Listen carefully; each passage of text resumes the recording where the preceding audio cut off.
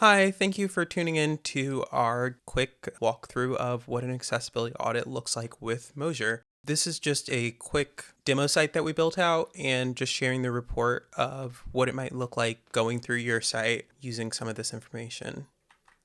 So what we try to do is basically just give an overview of our process. We do a hybrid approach, basically using everything from automated to screen readers to keyboard navigation, just to truly make sure that we understand your site and explaining that to your stakeholders and you to make sure that you see the value and to make sure that we fully audit the site.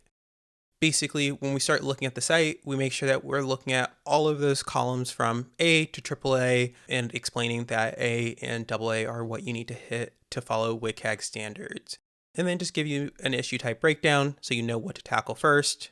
And looking at that poor methodology, so giving those individual buckets to know which one's the most important to hit. So if you have more issues within perceivable, we'll make that a higher priority so that you can hit those first and foremost, and just explaining those.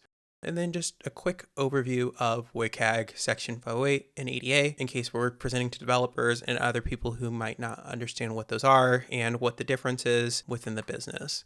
So then we start looking at the website, giving individualized examples of where we're finding issues, talking through those with you to make sure that you understand where to find those opportunities to make the site more accessible.